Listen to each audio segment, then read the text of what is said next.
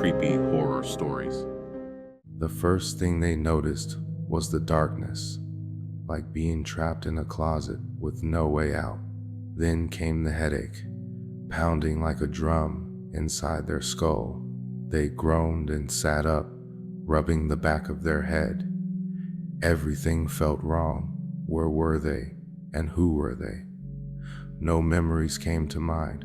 The room they were in was small and cold, with walls painted a dull gray. A flickering light above them buzzed faintly.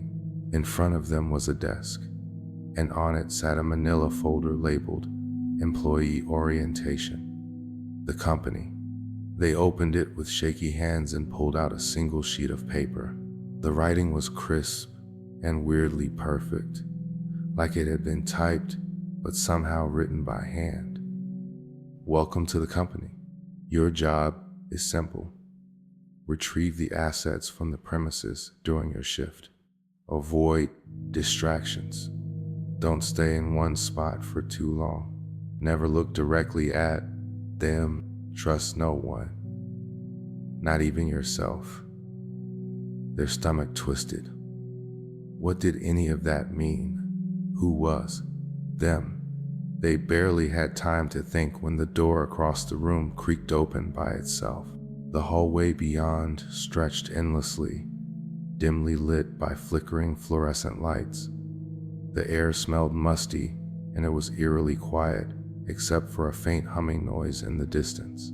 A glowing green arrow on the wall pointed ahead, with the words, "Work Area," printed above it. With no better option, they followed it.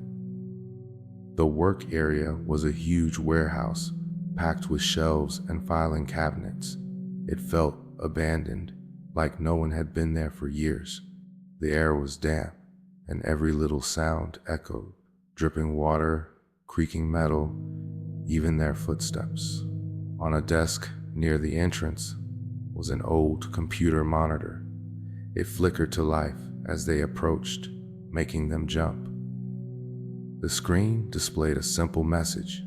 Task for tonight: retrieve 6 flag files from the archive room. Do not delay. A rough map of the building flashed on the screen for a few seconds before it shut off again, leaving them in silence. The first file wasn't hard to find. It was on a desk in a side room, glowing faintly under the dim light of a desk lamp.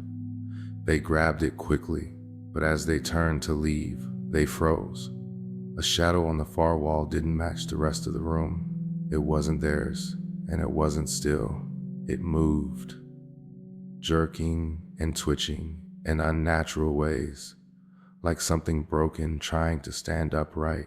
The words from the instructions came rushing back. Don't look directly at them. Heart pounding, they stared at the ground and backed out of the room. The shadow seemed to watch them leave, but it didn't follow. Not yet, anyway. Each file became harder to find. The building itself seemed to change. Rooms they just walked through disappeared, and hallways stretched longer than they should. They could hear things too.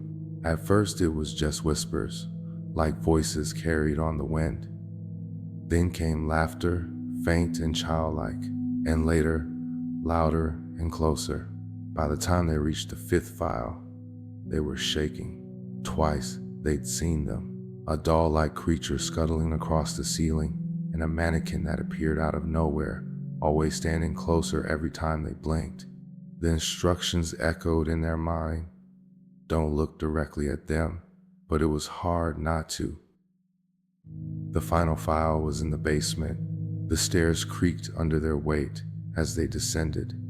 The air grew colder with each step, and the humming noise from earlier turned into a low growl that made their skin crawl. The file sat on a pedestal in the middle of the room, almost too easy to spot. They grabbed it and turned to leave, only to stop dead in their tracks. The door was gone. In its place stood a figure, tall and shrouded in shadow, with a head that twisted at an unnatural angle. Its movements were slow but wrong, like it was deciding how to approach. You don't belong here. It said in a voice that sounded layered, like multiple people speaking at once. Before they could react, the lights flickered and went out. When they woke up, they were back in the small gray room.